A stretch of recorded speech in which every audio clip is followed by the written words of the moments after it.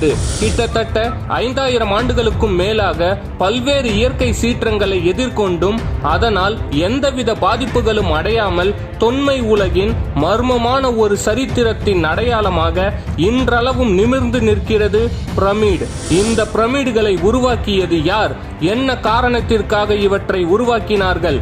இந்த புதிரான கட்டிட அமைப்பில் ஒளிந்திருக்கும் ரகசியம் என்ன என்பது பற்றி விஞ்ஞானிகளிடையே பல்வேறு கருத்து வேறுபாடுகள் இருக்கின்றன. வரலாற்று ஆய்வாளர்கள் ஒன்றை கூற, விஞ்ஞானிகள் அதற்கு எதிராக ஒன்றை கூற என்று காலமாக தொடர்ந்து கொண்டிருக்கிறது.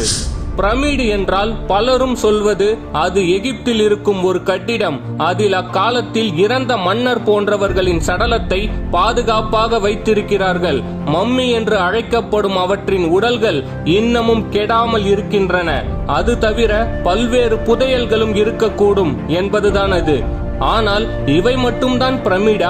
வெறும் உடலை பாதுகாக்கும் சமாதியாகத்தானா இவ்வளவு பெரிய கட்டிடங்களை கட்டியிருப்பார்கள் என்ற கேள்விகள் சிந்தனைக்குரியன.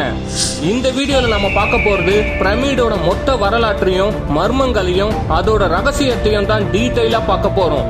வழக்கம் போல சுவாரஸ்யத்திற்கு சற்றும் பஞ்சம் இல்லாமல் பிரமிடை பற்றி யாரும் அறியாத உண்மைகளை வெளிக்கொண்டு வரப்போகும் பதிவு இது. வீடியோக்குள்ள போலாம் வாங்க. வீடியோக்குள்ளே போகிறதுக்கு முன்னாடி this video sponsored by genreviews.online. இந்த genreviews.online உங்களால் டாப் அண்ட் லேட்டஸ்ட் ரிவ்யூஸை எல்லா ப்ராடக்ட்டுக்குமே பார்த்துக்க முடியும். ஸோ நீங்கள் ஒரு ப்ராடக்ட் பை பண்ணணும் அப்படின்னு நினைக்கிறீங்க அப்படின்னா genreviews.online இந்த வெப்சைட்டில் வந்து ஒன்ஸ் அந்த ப்ராடக்ட்டோட ரிவ்யூஸ் எல்லாத்தையுமே விசிட் பண்ணி பார்த்துட்டு அதுக்கப்புறமா அந்த ப்ராடக்ட்டை நீங்கள் பை பண்ணும்போது உங்களால் ஒரு வேல்யூபிள் ப்ராடக்ட்டை பை பண்ண முடியும். சரிங்களா? ஸோ லிங்க் கீழே டிஸ்கிரிப்ஷனில் இருக்குது. மறக்காமல் கிளிக் பண்ணி எந்த ப்ராடக்ட் வாங்க போகிறீங்களோ அந்த ப்ராடக்ட்டுக்கான ரிவ்யூஸ் எப்படி இருக்குது அப்படிங்கிறத பார்த்து தெரிஞ்சுக்கிட்டு அப்புறமா பை பண்ணிக்கோ. பிரமிடுகளை பற்றி பேசும்போது அதில் முக்கியமான விஷயம் இருக்கிறது. அது என்னவென்றால் இந்த பிரமிடுகளை சுற்றி எந்தவித மலைகளோ பாறைகளோ கற்குன்றுகளோ கிடையாது. நகரத்தின் அருகில் மட்டுமல்ல, தொலைவிலும் கூட இல்லை. ஒரு புறம் பாலைவனமும் மறுபுறம் கடலும் தான் இந்நகரை சுற்றி உள்ளது. அப்படியானால் இந்த பிரமிடை எப்படி உருவாக்கி இருப்பார்கள்? இத்தனை லட்சம் கற்களை எங்கிருந்து கொண்டு வந்திருப்பார்கள்? இவ்வளவு பெரிய உயரத்திற்கு அவற்றை எப்படி எழுப்பியிருப்பார்கள் என்றுதான் வரலாற்று ஆய்வாளர்களும் விஞ்ஞானிகளும் ஆராய்ந்து கொண்டிருக்கின்றனர். மேலும் இந்த அளவுக்கு அருகில் பூமியில் எங்காவது கற்களை தோண்டி எடுத்து இவற்றை கட்டியிருப்பார்கள் என்று வைத்துக் கொண்டால் கூட அவ்வாறு தோண்டி எடுத்த இடங்களில் மிக பெரிய பள்ளங்கள் ஏற்பட்டிருக்க வேண்டும். ஆனால் பல மைல் சுற்றளவிற்கு அப்படி எந்த ஒரு பெரிய பள்ளமும் இல்லை.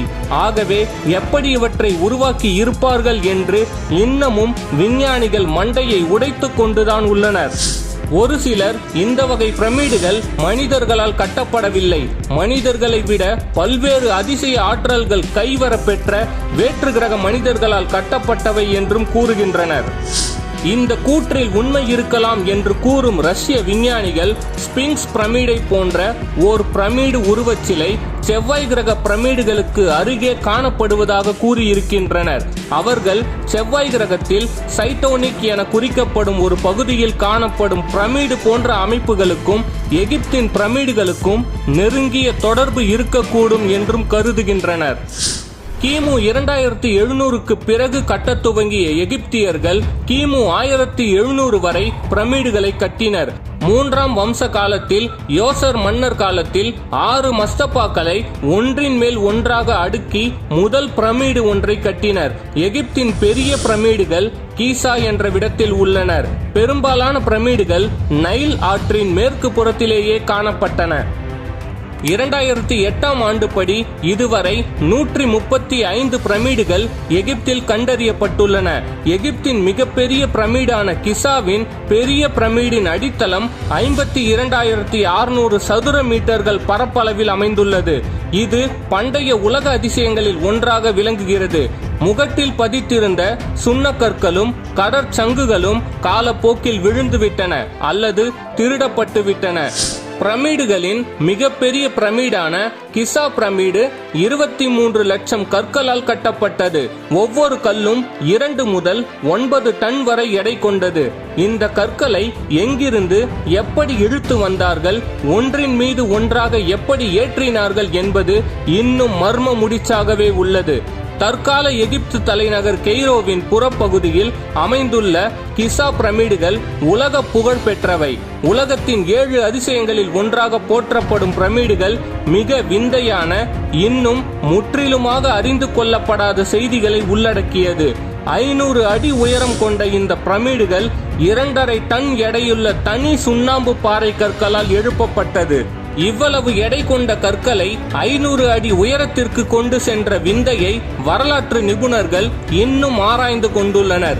சுண்ணாம்பு கற்களின் மேல் அடுக்குகள் நன்றாக பாலிஷ் செய்யப்பட்ட பளிங்கு சுண்ணாம்பு கற்களால் வெளிப்புறம் பதிக்கப்பட்டுள்ளன. 23 லட்சம் சுண்ணாம்பு கற்கள் எவ்வாறு அவ்வளவு உயரத்திற்கு கொண்டு செல்லப்பட்டு பணிகள் முடிக்கப்பட்டன என்பதும், அத்தகைய பாலைவன பரப்பில் எவ்வாறு சாத்தியம் என்பதும் ஆய்வில் உள்ள ஒன்று. புற கற்களில் வித்தியாசமான எழுத்துகள் பதிக்கப்பட்டுள்ளன. இவற்றை மட்டும் பதித்தால் 10,000 பக்கங்கள் வரும் என்பது வரலாற்று ஆய்வாளர்களின் கருத்து. கிசாவில் உள்ள 3 பிரமிடுகளும் பித்தாகரஸ் என்கிற கணித விதிகளின்படியும் பிரபஞ்சத்தில் உள்ள 3 ஓரின நட்சத்திரங்களை குறிக்கின்ற துல்லிய கோட்பாட்டின்படியும் அமைக்கப்பட்டுள்ளதை ஆய்வாளர்கள் கண்டறிந்துள்ளனர். பிரமிடின் உடல்கள் கெடாமல் மாறாக முற்றிலும் உலர்ந்த நிலையில் உள்ளன. இது ஆராய்ச்சியாளர்களின் ஆய்வுக்கு பெரும் தீனியாக உள்ளது. இன்னும் முற்றிலுமாக கண்டறியப்படாத உள் அறைகளின் பயன்பாடுகள், குறுக்கும் நெடுக்குமாக செல்கின்ற சதுர துளைகளின் பயன்பாடுகள், திருட வருபவர்களை குழப்புவதற்காக அமைக்கப்பட்ட தந்திர பாதைகள். 2004ஆம் ஆண்டு இத்தகைய சதுர துளைகளின் ரகசியங்களை அறிந்து கொள்ள எந்திர மனிதனை, அதாவது ரோபோட்டை உள்ளே செலுத்தி உலகம் முழுவதும் பல்லாயிரம் மக்கள் தொலைக்காட்சிகளில் நேரடியாக கண்டபோது உட்புறம் மேலும் சில வாயில்கள் அடைக்கப்பட்டிருந்ததை உலகம் கண்டு வியந்தது. இவற்றை திறக்கவும் அதற்கு பின்புறம் உள்ள மர்மங்களை அறிந்து கொள்ளவும் தற்பொழுதும் ஆய்வு குழுக்கள் மும்முரமாக செயல்பட்டு வருகின்றன. 23 லட்சம் கற்களால் அமைக்கப்பட்டதுதான் கிரேட் பிரமிட். அதன் ஒவ்வொரு கல்லின் எடையும் 2 டன் முதல் 30 டன் வரை இருக்கின்றது. இந்த கற்கள் ஒன்றோடொன்று பொருத்தப்பட்டிருப்பது அதிசயத்தக்க அளவில் உள்ளது. இவை 1/2 மில்லிமீட்டர், அதாவது ஒரு மயிரிழை கூட இடைவெளி இன்றி இருப்பது அதிசயத்திலும் அதிசயமே. இந்த கற்களால் 30 எம்பயர் ஸ்டேட் பில்டிங்குகள் கட்டப்படலாம். பிரமிடு பூமியின் ஸ்கேல் மாடலாக மாறியுள்ளது. இதனுடைய லாட்டிடியூட் மற்றும் லாங்கிடியூட் ஆகிய இரண்டும் வெட்டி கொள்ளும் இடம் 30 டிகிரி வடக்கு மற்றும் 31 டிகிரி கிழக்கு. இந்த ரேகை மற்ற எல்லா ரேகைகளையும் விட அதிகமான பூமியின் பரப்பின் வழியே செல்கிறது என்பது இன்னொரு அதிசயம். பிரமிடின் மொத்த கற்களின் எடையான 53 லட்சம் டன்னை 10 to the power of 15 என்ற எண்ணால் பெருக்கினால் பூமியின் எடை கிடைக்கிறது. பிரமிடில் ராஜாவுக்கு தனி அடுக்கு காணப்படுகிறது. இதிலிருந்து வெளிவரும் 2 இணைப்பு பிரமிடின் வெளிவரை நீட்டிக்கொண்டிருக்கின்றது. ஒருவேளை காற்று செல்வதற்கான வழியாக இது இருந்திருக்க கூடும் என்று கணிக்கப்படுகிறது. ராணிக்கு என்று தனியாக ஒரு அடுக்கும் இந்த பிரமிடுக்குள் அமைந்துள்ளது. இந்த அடுக்கில் 2 சுரங்கப்பாதைகள் இணைக்கப்பட்டு அதை 2 கல் கதவுகளால் மூடப்பட்டுள்ளது. ஆய்வு சரியான கோணத்திலும் ரோபோ பழுதாகாத பட்சத்தில் கண்டிப்பாக பிரமிடு எந்த ஆண்டு கட்டப்பட்டது, கற்களின் தன்மை, எவ்வளவு நாட்களில் இந்த பிரமிடு கட்டப்பட்டு இருக்கலாம் போன்ற உறுதியான தகவல்கள் கிடைக்கும். தற்போது பிரமிடின் அமைப்பு ஓரளவிற்கு ரோபோவின் உதவியுடன் கண்டுபிடிக்கப்பட்டுள்ளது. பல புதிர்கள் நிறைந்திருக்கும் இந்த பிரமிடின் வரலாற்று கதவை திறப்பதற்கான நாள் வெகு தொலைவில் இல்லை என்கிறார்கள் அகழ்வாராய்ச்சியாளர்கள். சரி, இப்ப நாம கன்க்ளூஷன் வரலாம். இந்த வீடியோல நாம பிரமிடோட முழு வரலாற்றையும் மர்மங்களையும் ரகசியத்தையும் டீடைலா பார்த்தோம். அவ்வளவு எடை கொண்ட கற்களை எப்படி எங்கிருந்து கொண்டு வந்திருப்பார்கள், அதை எப்படி கட்டி இருப்பார்கள் மற்றும் இந்த முறையை அவர்களுக்கு சொல்லிக் கொடுத்தது யார் என்ற கேள்விகள் இன்னும் மர்மமாகவே உள்ளன. எகிப்து மக்கள் இந்த முறையை பின்பற்றியதற்கான காரணம் என்ன? மறு ஜென்மம் என்ற ஒன்றை அவர்கள் நம்பினார்களா, அல்லது இப்படி செய்ததனால் மறு ஜென்மம் உண்மையிலேயே நடந்ததா என்ற கேள்விகள் அறிவியலுக்கு சவால் விடும் வகையிலேயே இன்று வரை அமைந்துள்ளன. இந்த பிரமிடை யார், எப்படி, எதற்காக கட்டினார்கள் என்பது காலப்பயணம் செய்தால் மட்டுமே தெளிவாக கூற முடியும். அந்த காலப்பயண கருவியை அறிவியலால் மட்டுமே கண்டுபிடிக்க முடியும். அந்த அறிவியல் காலப்பயண கருவியை எப்போது கண்டுபிடிக்கும் என்ற பதிலை கூற ஒருவர் மட்டுமே உண்டு. காலம் மட்டும்தான்.